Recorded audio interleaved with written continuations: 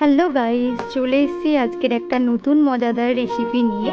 তো তোমরা তো বাড়িতে অনেকেই বেসন দিয়ে আলুর বড়া বা বেসনের পেঁয়াজি বা বেসন দিয়ে বেগুনি বানিয়ে খেয়েছো, কিন্তু আজকে তোমাদের সাথে যে রেসিপিটা আমি শেয়ার করব সেটা হচ্ছে বেসন দিয়ে শিউলি পাতার বড়া।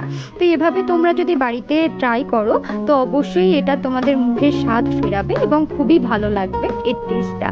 তো দেখে নাও, এখানে হচ্ছে আমি বেসন নিয়ে নিয়েছি, তার মধ্যে চালের গুঁড়ো নিয়ে নিয়েছি কিছুটা, তারপর দিয়ে দিলাম খাবারের সোডা, তারপর একটুখানি হিং দিয়ে দিলাম, তারপর দেখো এখানে পরিমাণ মতো হচ্ছে লঙ্কার গুঁড়ো দিয়ে দেওয়া হলো, যে যতটা ঝাল খাবে সেই পরিমাণ লঙ্কার গুঁড়ো দেবে।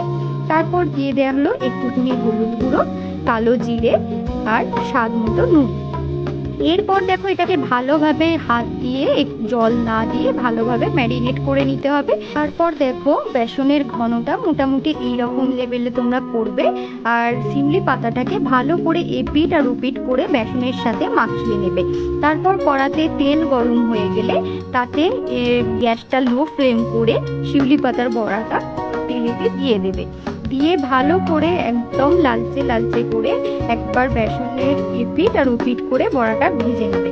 তারপর দেখো আমাদের ফার্স্ট যে শিউলি পাতার বড়া ছিল সেটা রেডি হয়ে গেছে। এটা আমাদের সেকেন্ড শিউলি পাতার বড়া আর একটা ভাজা হচ্ছে। তো তোমরা যারা আমার এই ভিডিওটা দেখছো অবশ্যই বাড়িতে এই বৃষ্টির দিনে এই শিউলি পাতার বড়াটা ট্রাই করো। খেতে সত্যি কথা খুবই সুন্দর টেস্ট হয়েছিল এবং খুবই মচমচে ছিল, যেহেতু আমরা বেসনের সাথে চালের গুঁড়ো দিয়েছিলাম। তো তোমরা যারা আমার এই ভিডিওটা দেখছো তারা অবশ্যই লাইক করে দিও এবং আমার চ্যানেলের পাশে থেকো এবং আমার চ্যানেলটাকে সাবস্ক্রাইব করে দিও। দেখো এখানে আমরা একটা একটা করে সব শিউলি পাতাগুলো ভাজা ভাজা করে নিচ্ছি। দুটো পিঠই আমরা লাল লাল করে ভালোভাবে লো ফ্লেমে রেখে গ্যাসটাকে ভাজা করে নিচ্ছি। দেখো এখানে অনেকগুলো শিউলি পাতার বড়া রেডি হয়ে গেছে। তোমরা চাইলে এই শিউলি পাতার বড়া খিচুড়ির সাথেও ট্রাই করতে পারো এবং গরম ভাতের সাথেও ট্রাই করতে পারো। দেখো এখানে আমাদের শিউলি পাতার বড়াটা রেডি হয়ে যাচ্ছে। এইভাবে একটা একটা করে সব বড়াগুলো আমাদের রেডি হয়ে গেছে। দেখো লাল লাল মুচমুচে শিউলি পাতার বড়া রেডি হয়ে গেছে। আজকের আমার ভিডিওটা এই অবধি। ভালো লাগলে অবশ্যই লাইক, কমেন্ট, শেয়ার অ্যান্ড আমার চ্যানেলটাকে সাবস্ক্রাইব করে দিন।